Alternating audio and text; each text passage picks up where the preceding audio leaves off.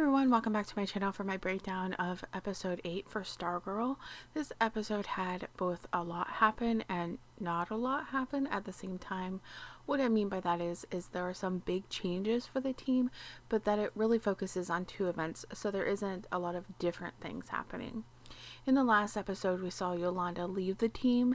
She has been feeling very guilty about killing Brainwave in the end of last season, and Eclipso used this guilt and fear to mess with her, and ultimately she left the team because of it. In this episode, she turns in the suit while Courtney tries to think of a way to talk to her and bring her back to the team, not just as a member, but as a friend. As for the big events of the episode, we really have two things happening, which both involve Eclipso doing the same thing he did to Yolanda, but this time to Beth and Rick. I will cover the Beth stuff first because hers is isolated within herself, and then talk about Rick. Early in the episode, Beth is working on the goggles and connects with Dr. Midnighter once again. She has connected to him twice before, and now we know for sure that this is the actual Dr. Midnighter. He's not as dead as we originally thought, and he warns Beth about Eclipso. In this episode, they connect longer. Beth asks him point blank if he is still alive, and his answer isn't clear, but does confirm that he is in the Shadowland, and that something has happened that created a breach. Most likely, Eclipso's powers growing, even from inside the stone, the diamond. I don't know. I'm sure it has something to do with Eclipso. This breach is what is allowing for him to talk to Beth. To Beth, the conversation ends here, but in reality, everything past this point is an illusion brought about by Eclipso. Him popping up on the computer was a big indication for that. As part of the illusion, Beth's parents talk with her and tell her that they're getting a divorce because they focused on her, making it all out to be her fault. Then there were the maggots in the sandwich. Upset, she heads over to Courtney's house. No one is home except for the child form of Eclipso, named Bruce, who begins to toy with Beth. He calls her a liar and a cheat. He repeatedly tells her that she doesn't belong on the team and is openly racist towards her, all in an effort to make her feel inadequate.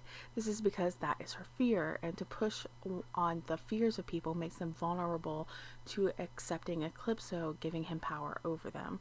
One of my favorite parts was getting a good look at the original JSA in the delusion, because we know there are going to be some flashbacks to that soon with Jay Garrick, played by John Wesley Shipp. He will be making an appearance, I believe, in the next episode. If you don't know, he was the original 1992 series Flash and often makes guest appearances on The Flash, the current running one, but I think most of you probably know that. Beth sees through these delusions eventually and even calls Eclipso out on what he fears. When she finally tells Eclipso that he will not have power over her and that she's not giving in to him, she gets the goggles from him, puts them on, and then learns that she actually never left her home from earlier that day. Midnighter was listening to her exchange with Eclipso and is both proud and now accepting of her as the new Dr. Midnight. When her parents arrive home, Beth realizes that the earlier conversation was fake, and they comfort her about her lingering feelings of inadequacy remaining from after her encounter with Eclipso. Rick isn't so lucky though. Early in the episode, he gets a visit from Mrs. Woods, the teacher that treated him badly earlier this season, but then came to see that he's not how he appears. She wants to make amends with him by helping him get into college. However, Rick has a real uphill battle here, with his uncle saying he will probably end up in jail before college. Later, Rick heads out to feed Grundy and basically vents his feelings because he feels like he's giving everything he has to offer and getting nothing back. Grundy then appears and sits with him, really solidifying their friendship and connection. I know this seems weird, but what Rick is trying to accomplish here stems from his fear that he is as bad as people think he is, and Grundy symbolizes that for him. He thinks that if under this monstrous outside is a good person, then that gives him hope for himself too. After their time together, Rick heads to the car, and everything from this point forward is a downward spiral brought on by Eclipse.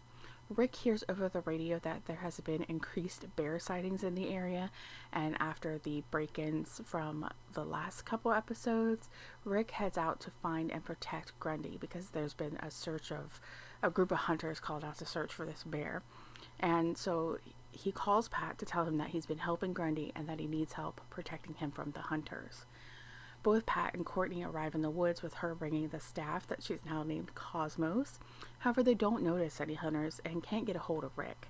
However, Rick runs right into hunters that had encountered with Grundy. They also tell him that a little girl is missing.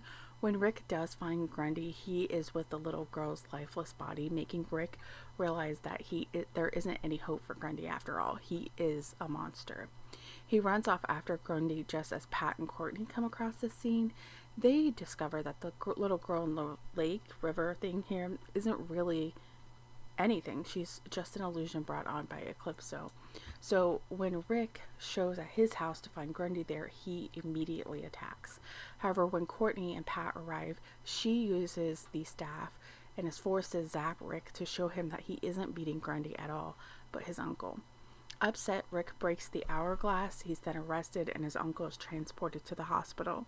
So for now, Rick is in jail and off the team. At least he won't be able to use the hourglass going forward, and I think it's going to be a long road to get him to even want to put it on again. The last thing that happens this episode is Barbara and Mike are home, concerned about everything that's transpired, and I really like their connection as a mother-stepson. We see it a lot with Pat and Courtney, but I really like the connection here with Barbara and Mike. But the key thing that happens here is while they're talking and then eventually hug, the window frost over behind them, and this is the middle of July. Like we saw the fireworks, this 4th of July. There have been some weather issues happening with Eclipso in town, but this is more definitely foreshadowing the return of Icicle, because they've kind of been hinting at that little bits and pieces here that he's not really dead after Mike hit him with the truck last season. So I think we will be seeing him make a reoccurrence at some point this season, or maybe they'll be building it up this season to happen next season. I don't know what the plan is, but I definitely think that Icicle will be returning eventually. So I hope you enjoyed this video. If you did, please don't forget to give it a thumbs up. If you want to see more videos like this, then please subscribe to my channel.